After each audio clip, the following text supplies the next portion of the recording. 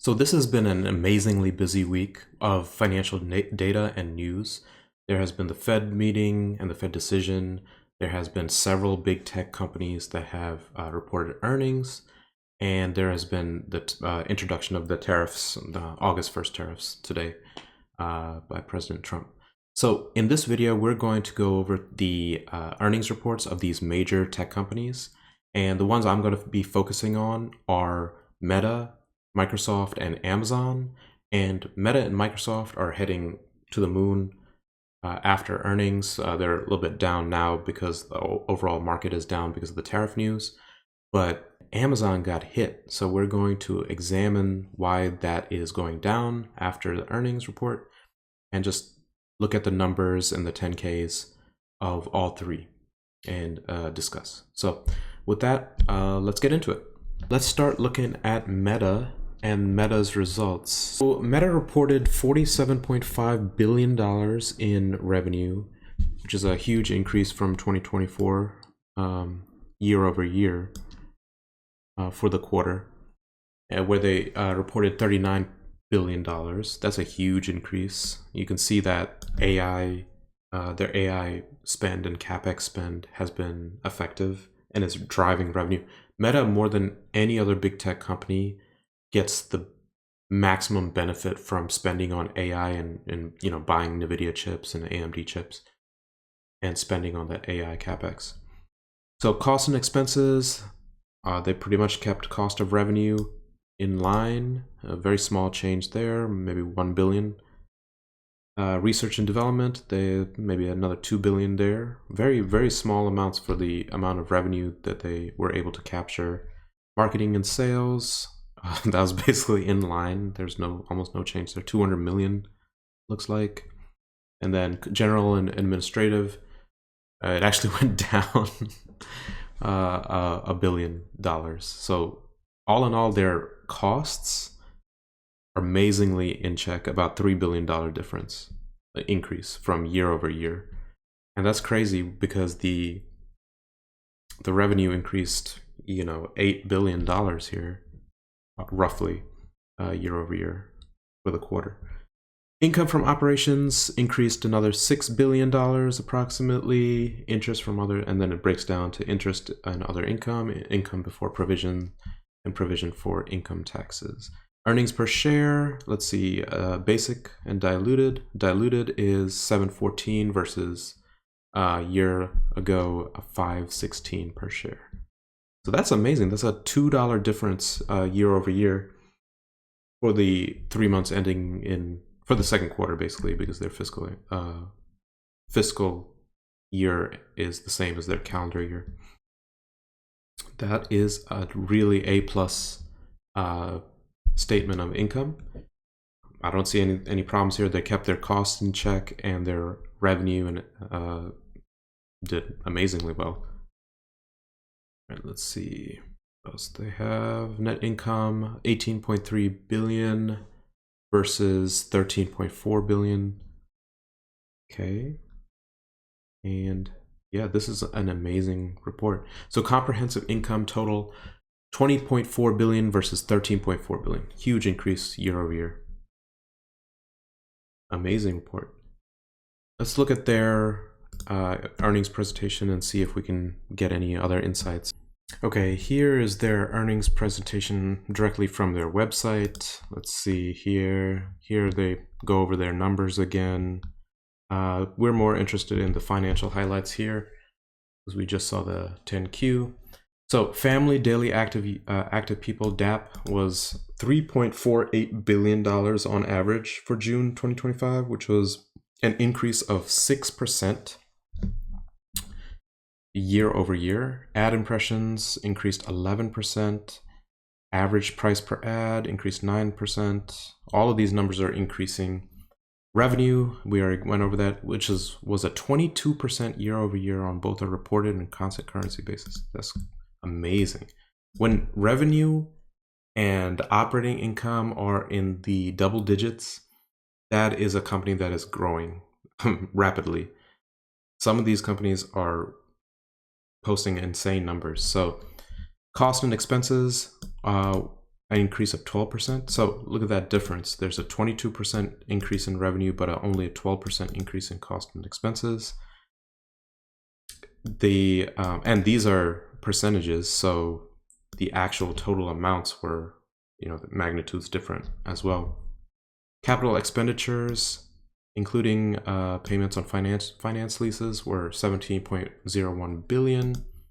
Share repurchases, this is where it's interesting to investors, especially interesting to investors. Share repurchases of Class A common stock, 9.76 billion, and total dividend equivalent payments were $1.33 billion. That's really amazing. It's really amazing that this big tech company producing so much revenue, so much growth, and reinvestment into their own business is still able to pay out a dividend and also buy back their shares. Is it the best time to buy back their shares? That really depends on whether you think this is a cheap price to pay for this growing company, versus if it's overvalued and they shouldn't be buying their shares back at such a high valuation. I think it's the former. I think it's still undervalued based on these numbers that they're posting quarter over quarter. Headcount was 75,945 as of June 30th, 2025, an increase of 7% year over year.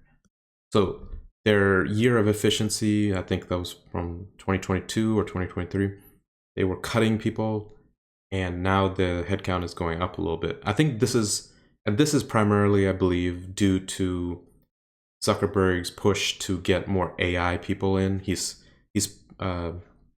getting people from other companies. He's aggressively getting AI knowledge and talent from all these other companies. So I think this increases mostly that. That's what's going on.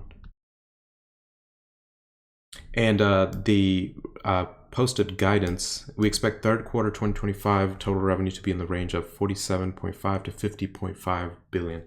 So yeah, everything here is going well, and they are posting higher than expected. They're posting great guidance numbers and increases in revenue guidance. So that's great. That we get. And another thing I wanted to mention is this is probably to do a little bit of analysis on Meta's numbers. They are, like, it came out a month or two ago that they're going to monetize WhatsApp. And I think it's already started a little bit. WhatsApp, like I've said in my previous videos about Meta and monetizing WhatsApp, it's a huge market for doing that. That's why their numbers are getting better and better. And the revisions are going upward for analysts analyzing Meta. I think they're going to just keep getting more and more revenue from that, and that's going to hit their bottom line and increase their operating margins, net margins, and profit. But that's my take on Meta.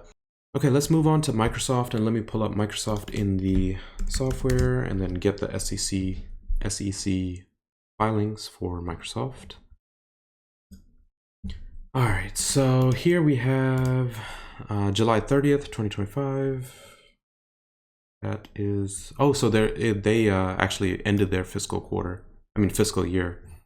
So their fiscal year ends in June, so it's a 10K rather than a 10Q.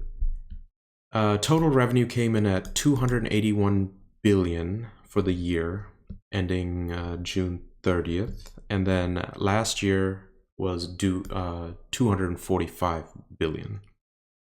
So huge increase, 40-ish billion increase there year over year.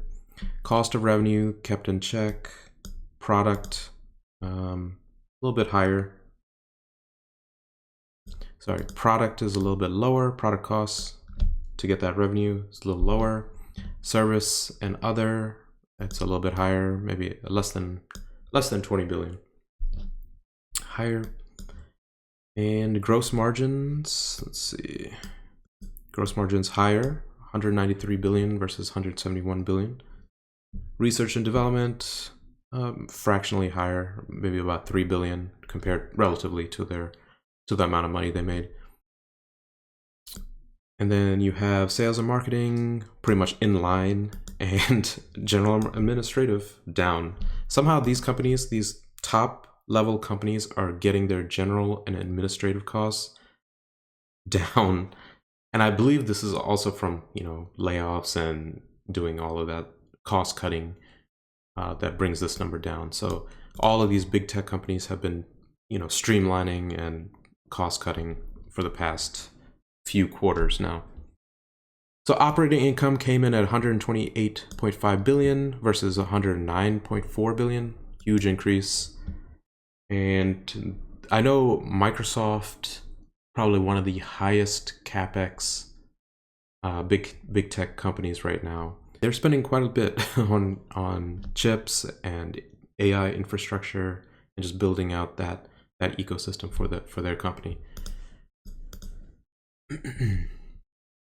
So let's see, earnings per share, diluted earnings per share 13.64 and versus 11.8 a year prior. So that's pretty amazing. They all of these numbers are going in the right direction, and this is another A+ income statement from Microsoft. I would say if I was to pick one, I would pick Meta over Microsoft, just because the numbers and the margins look so much better. Even though Microsoft's numbers look amazing, but Meta is just so operating at such a high level that it's pretty much hard to beat. So if I had a choice, I would pick Meta over Microsoft, but Microsoft is amazing. So let's pull up Amazon and let's analyze what's happening with Amazon. So Amazon was flying high before the earnings, and then when earnings hit, they dropped 7 or 8% immediately. And the reason for that is that the company guidance for operating income came in light. Other than that, Amazon's results were amazing. So let's look at their income statements at their 10Q. So August 1st, 2025, 10Q. And then let's go down to their comprehensive income statement. So here, net income came in at 13.48 billion. Oh, sorry. Net income came in at 18.16 billion. They reversed their years. Versus 13.48 billion the year prior for those 3 months. Huge increase. So here you have net product sales and net service sales. So they broke it down into the two products and services. Total sales of 167.7 billion for 3 quarters worth of data versus 147.97 billion for the year prior. And another thing you might notice is that look at these numbers. They're so huge. It's an insane amount of money that they're making in revenue. And this is just for 3 quarters. They're making more money in revenue in 3 quarters than some big tech companies make in a year. It's really ridiculous. Okay, so from the net sales and the revenue, you can get you look at operating expenses. You see cost of sales is 80.8 billion. And that's just about a half of the revenue they made for the quarter. For that quarter. Fulfillment 25.9, almost 26. Technology and infrastructure 27. Sales and marketing 11.4. General administrative, general administrative down. You can see that down year over year, just like the other Microsoft and Meta. And then other operating expenses 97 to 100. That's negligible. But total operating expenses came in at 148.5 billion. It's worth it to hold on to Amazon. Not to mention they have a thriving business model. Spending, building up infrastructure, building up assets, making them produce revenue, and then moving that revenue to the next revenue producing asset and building that up. So it's a great business model, much more asset heavy than the other companies, but still a great business. And then operating income came in at 19.17 billion versus 14.67 billion. And all these other numbers are pretty much in check. So really good numbers from Amazon. The only reason I feel like they're falling right now is because, well, the only two reasons they're falling right now is because, they issued light operating income guidance and also the tariff drama around the markets. And finally, their EPS diluted 168 per share versus 126 per share. So great numbers all around. All the numbers are going in the right direction. Great hold for Amazon right now in the public account. I'm not going to be buying any more until I get a good sense of their value versus intrinsic value versus what people are paying for it right now. So if there's a nice big pullback on these things, maybe under $200 a share, I would look into Amazon and do a DCF analysis and see if it's worth the investment there. But overall, these three companies have reported really amazing earnings, and I'm kind of impressed. And I was worried about the tech companies being in a bubble or being overvalued, but they're continuously quarter over quarter, year over year, utilizing the AI infrastructure and CapEx spend and using it to produce revenue, higher and higher amounts of revenues. And if you want to see any other earnings reports for this earnings season, let me know in the comments below. Please like and subscribe. It really helps the YouTube algorithm figure out if people like this content or not. And I'll see you guys in the next one.